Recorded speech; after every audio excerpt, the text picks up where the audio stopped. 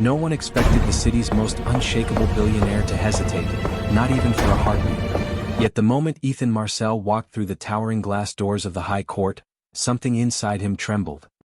He told himself it was nothing more than the stale air, the weight of humidity settling into the marble. But deep down he sensed the truth.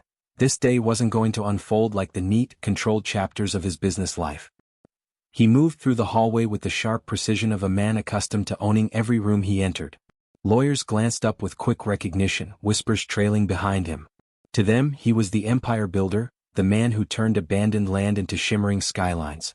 Today, however, he carried no contracts, no proposals, just a folder containing the final signature that would end 4 years of marriage. Ethan didn't slow down, didn't look back. He was determined to treat this like any other transaction. He told himself that feelings were distractions, and distractions ruined empires. But the closer he came to courtroom 12C, the more his certainty frayed. His lawyer had warned him that his wife, Mira, might bring additional documentation due to the child. The child. Always said like an item. A footnote. A line in an email he never answered. He reached the courtroom door, hand poised to push it open, when a soft sound echoed behind him.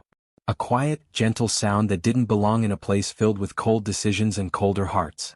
A baby's whimper. Ethan froze. His heartbeat stopped. The air shifted. And when he finally turned around, he felt the ground beneath his feet disappear. Mira was standing in the hallway. And in her arms, bundled in a warm blanket, was their baby, the child he had never met. Ethan couldn't speak. His throat felt locked, as if years of unspoken words had finally risen all at once and blocked every sound. Mira didn't move toward him, didn't step back either. She simply adjusted the baby in her arms with the softness of someone who had learned to carry her world alone. The tiny boy blinked up at the ceiling lights, unaware that his presence had just turned a powerful man into a trembling stranger. "You came early," Mira said quietly, her voice polite but distant, as if she were talking to someone she no longer recognized. Ethan tried to respond, but his lips refused to cooperate. All he could do was stare at the small fist reaching out from the blanket, a hand no bigger than a plum, yet strong enough to pull apart every wall he had built. Mira shifted her gaze away, as though saving herself from the weight of his silence. "We didn't have anyone to watch him today," she murmured, almost apologetically. Ethan felt a sting he didn't understand.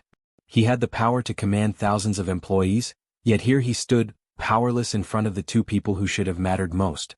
The baby made a soft sound, a tiny complaint, and Mira gently rocked him.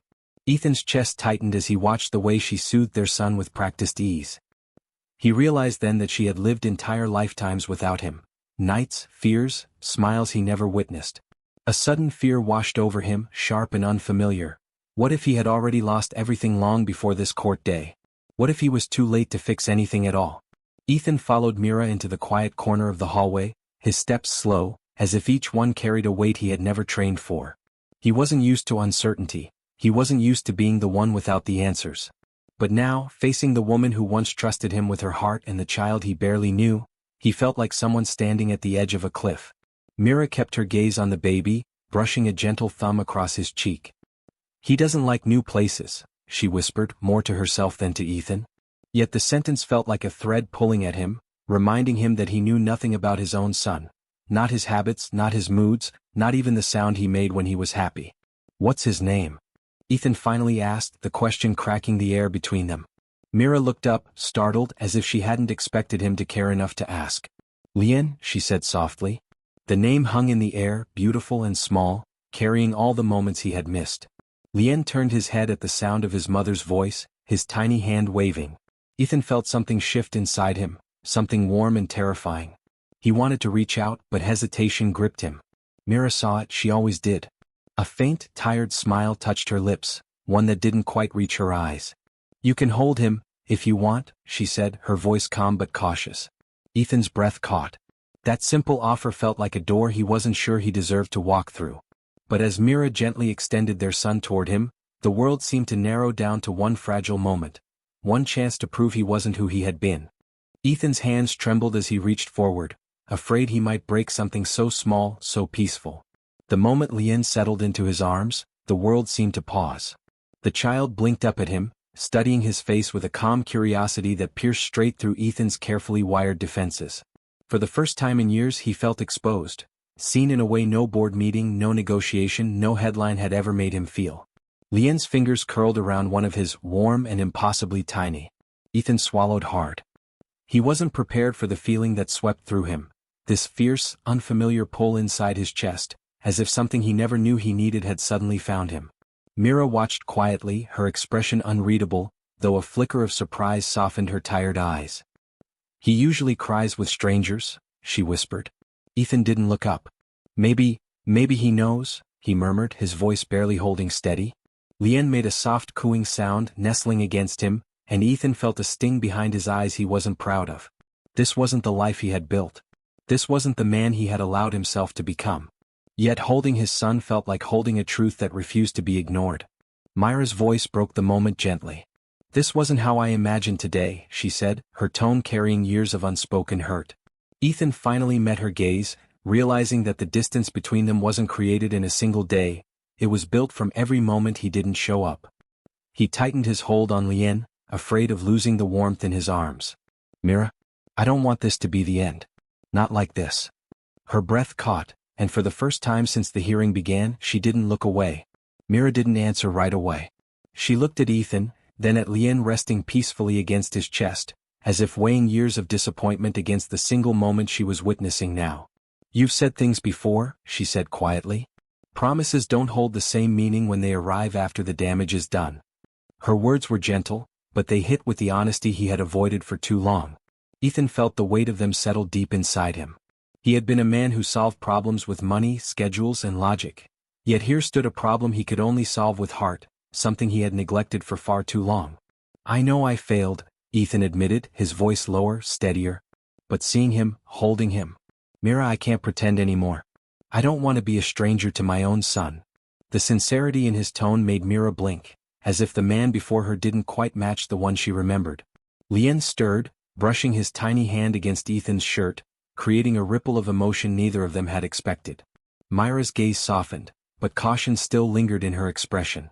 "You think one moment changes everything?" she asked gently. "No," Ethan replied. "But it starts something. And I'll spend as long as it takes proving I can be better." The hallway was silent except for Lien's soft breathing. Mira studied Ethan, trying to decide if this was another temporary spark or something real, a shift that could rebuild what had once been broken. "Ethan," she murmured, "I don't know if trust can return." He stepped closer, careful not to disturb the baby. "Then let me earn it, slowly. For both of you." For the first time Mira didn't step back. A hint of uncertainty, and the smallest glimmer of hope, crossed her eyes, leaving the next moment hanging like a question the universe wasn't ready to answer yet. The judge's assistant called from the end of the hallway, reminding them that the recess was nearly over, but neither Mira nor Ethan moved. Something delicate and unspoken hovered between them, fragile like a thread that might snap if either breathed too loudly.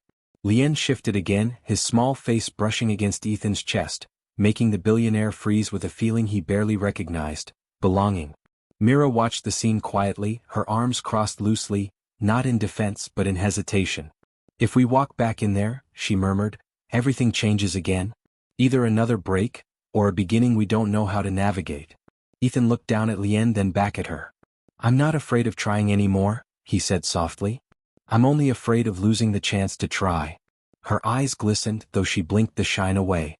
She had spent months carrying hurt alone, believing this day would bring closure, not questions. Yet here she was, confronted not with the man who drifted away, but one who suddenly wanted to bridge the distance. "Ethan," she whispered, voice trembling slightly, "I can't forget everything. But I can't deny what I'm seeing either." He stepped closer, lowering his head as if afraid of disrupting the fragile hope between them. "We don't have to decide everything today. Just, don't close the door completely." Lien let out a soft sigh, his tiny fingers clutching Ethan's shirt. Myra's gaze softened at the sight, something unguarded flickered across her expression.